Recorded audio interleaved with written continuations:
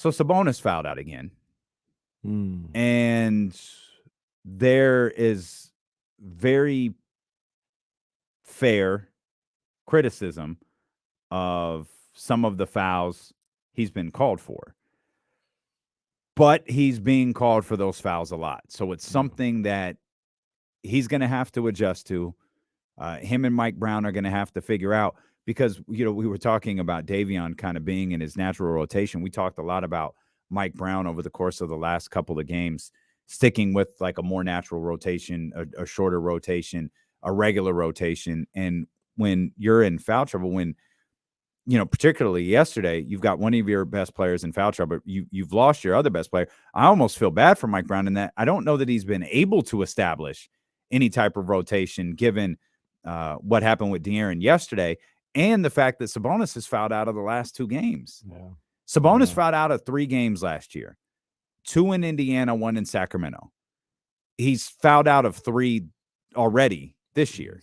He fouled out versus Portland and he fouled out versus the last 2. And to be honest with you, I mean, that's got to be, we talk about his play on the court and things of that nature. It's got to be tough to find a rhythm and find a comfortable spot where you can be aggressive or whatever. You're always worried about offensive foul. You're in foul trouble. Can't be too aggressive, things of that nature. I'm not saying all 6 were this way, but there were controversial calls again last night. You know what I mean? It's like, and then the frustrating thing, Katie brought this up on the broadcast, is it's not being called the same way.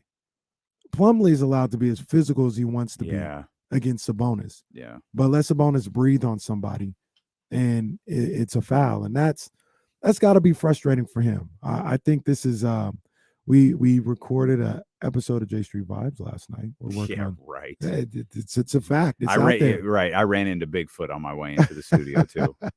The J Street Vibes is back. We're working on getting that thing up. But we talked about it. We talked about it on the show, and Sabonis isn't playing great, right? He's still 13 and a half, 10.3 rebounds a night, 5.8 assists a night. Mm-hmm. And this is really in limited minutes. Let me see if I can get how many minutes he's playing right now. Looks like he's playing like 29 minutes a night because of the foul trouble. So I think a lot of it, people were really critical of him and critical of the way Plumlee was playing yesterday against him. Some of it was against Sabonis, some of it was against Alex Len, to be honest, to be fair to Sabonis. But I think finding a way to stay on the court will allow everything to fall into play, numbers-wise and production-wise with him. Because when he's out there, it's not like he's a train wreck or anything like that. He just isn't out there enough. I'm fearful, though, and I saw this a little bit yesterday, when he picks up a couple of fouls, like he led, and maybe it's just a big man. This absolutely could be it. Mm-hmm. But he led a couple of breaks in which he looked a little timid. Yeah, I wanted him to give up the rock. So it could be the big pushing the ball that looks that weird. Could be what it is, because he didn't turn the ball over in these No, moments. No, not at all. He looked almost indecisive, like he wanted to go to the basket. And so I looked at it from the goggles of he wants to go to the basket, but he's afraid he's going to pick up another foul. Right. And thus turn the ball over. Yeah. So he kind of falls back, and then he gives up the rock a little bit, late in the process, but did on both of those occasions. Right. And I was like, is that just being timid? Yeah, I think that's a great observation by you. And also it's just a situation where, all the fouls and everything that's going on, it doesn't have him playing his natural game right now. Yeah. Pushing the ball up the floor and in the paint. Mm-hmm. He's a little indecisive. He's a little hesitant, and I think it's messing with him on that level. So I personally believe, and I know you're not saying this, maybe there are other people, I think Sabonis will be fine.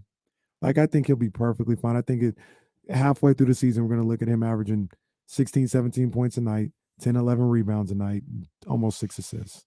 But at what point, I agree, but at what point does this Like, he's fouled out of the last 2 games. Mhm. He's fouled out of, what's their record? 2 and 4? Yeah. So he's fouled out of half the games they've played. Mhm. He's had 4 fouls in 2 of them, and I think 2 fouls in 1 of them.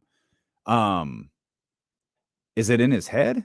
I'm sure Does it this is, type a of little stuff bit. stay in your head? Yeah, I'm sure it is a little bit for sure. No doubt about it. But it's something that Especially when so many of them are like, come on, controversial. really? Yeah. To say the least. Yeah. Yeah, it's got to be in his head, no doubt about it. But I also look at it, it's a stretch, right? It's just a stretch. It's a stretch of 6 games, and this is what's going on. And he'll play through it. It'll even out. He's not. And I know you're not saying this, but he's not going to foul out of half of the 82 games that they play this year. Well, you know what I'm saying? the numbers right now say Kevin Huerter's going to hit 50% of his on threes. Pace. Kevin Huerter's going to hit 50% of his threes, and Domantas Sabonis is going to foul out. Kevin Huerter might hit 50% of his threes. There is no evidence that he's not. Hold on. I took some numbers from the season, or at least I think I did. They're kind of funny. He is, where are they? They might be scheduled for later on in the show. They are. He was against Golden State and Memphis. He was 2 of 12. In the other games, he was 23 of 35. My man is he's playing some. He's playing. You said as advertised yesterday. I did not expect this. Man, not I this. didn't either. I knew he was good. The movie. I think this was the third quarter, where he caught the ball and he jumped to catch it, landed, gave him a little shift to the right, brought it back to the left, step back 3. I said, "Oh!" I was sitting there with Reese, and even Reese was like, "Oh, Huerter, oh, you got that in your bag?" Like he's got it all. Kayvon. I know we got to talk to him, man, because I love Kayvon. He wants to leave Kayvon in Atlanta. Look, I'm not calling that man Red Velvet. No, I'm not calling him Red Velvet. Absolutely not. Do we go against his wishes and still say Kayvon? No. Well, Mark said it. He told the story of it. He didn't necessarily call him. We need Mark to talk to him about Kayvon. We love it. Yeah, like I don't know why we have to leave it in Atlanta. Like Sacramento's got enough swag. I mean, it's not Atlanta. It's got enough swag to call him Kayvon. Yeah. We do. On D-Lo and KC. We do. Some of you better not. Yeah, some of you absolutely better not call that man Kayvon. And y'all know who we're talking to. Look at Kayvon. So they call this guy Kayvon. I don't know. They call him Kayvon. KZ Okpala. KZ Ok, stop laughing. Knock it off, Kenny. You're ruining the show. Stop laughing. I am ruining the show. If you weren't with us yesterday.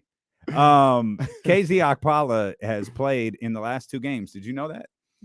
Yes, because I noticed him yesterday when he came in.